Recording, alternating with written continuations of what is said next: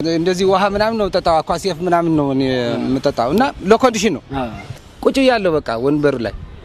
እቺ አሁን ግድንግድ እኮ ነች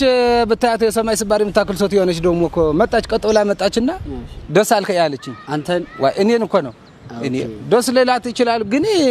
ምን ያይታ ነው እኔ ታዋቂ ስለሆንክ ይሆን ወይ ምን እሷ ምታይ አይደለችም ቴሌቪዥን ምናምን አሁን ለዚህ ነገር ፍለጋ ነው እንጂ በየመጽየት ይወጣች አትከታተልም እኮ እሺ ከዛስ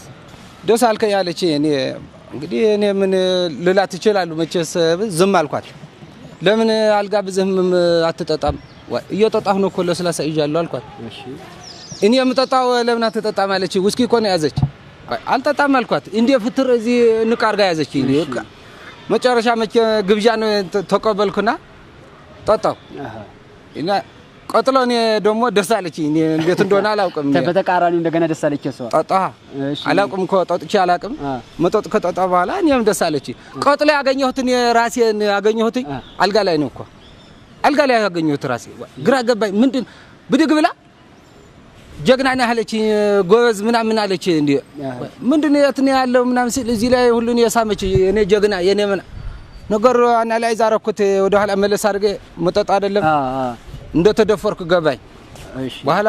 ወደ ፍርድ ቤት ገባ ተደፈርኩ አልኳቸው ምን አሉ እነሱ ምን ላይ ሰጡ ፍርድ ቤት ሄደ አይገባቸውም እኮ እኔ ምክንያቱ ነገርኳቸው ተደፈርኩ መጀመሪያማ ሳቁ እኮ ተደፈርኩ እንዴት ትላለህ እንዴ ተደፈርኩ ሶታቂው ቢሆን ተደፈርኩ ያለ ምታረጋው አታውቁም እንዴ አልኳቸው ነገርኳቸው ለነገሩ ዝም ብለ ይስቃሉ እኮ እንዴት አዲስ ነው ምን አዲስ አለ እኔ ተደፈርኩ አልኳቸው በቃ እኔ ተደፈርኩ በኋላ ምን ነገርካቸው ግን ምንድነው አሁን ሶቲያ እሷ ብትሆን ተደፈረች ወንድ ቢደፍር ኖር ልክ እንደ ሹብርተኛ ምናምን የዚህ አውሮፕላን እንደጠለፈ ምናምን 15 አመት ምናምን ትፈርዳላችሁ ለኔ ግን በቃ ዝም አሉኝ እኮ ምንም አላሉ ተበሳጨው ተናገርኳቸውና መጣሁ እሺ ከዛስ ለሷ ደግሞ ያው የልጅ አባት አገኘሁ ምናምን እኔ ብዙ አላነበብኩ ሰዎች ነው የነገሩኝ ዛ ትሬሊንግ እንስናረክ ኦኬ ለዛ ነው በቃ የልጅ አባት ብትሆን ግን ልጅ እኮ ጸጋ ነው ምን ችግር አለው እጮኛ አለኛ እኔ እኮ ቃል የገባሁላት ፍቅረኛ አለች ውጭ ሀገር ነች ኢንፋክት እሷ ቆይታለች እዛ ነች እና ታዲያ አንተ ይሄን ካወቅ ራስና ተጠነቀቅም ምንድነው መጣጣህ አልኩህ እኮ ምንድነው መጠንቀቅ ምን ማድረግ አለብኝ እንዴ ቆይ ስማ ይኸው በርግጥ እሷም እዛ ውጭ ያለች ራሴ ቃሌን ለማክበር ለሷም እንደምታረግ በምን አውቃለሁ ለነገሩ ፈረንጆቹ ምናምን እዛ ምታረጋው አላውቅም ግን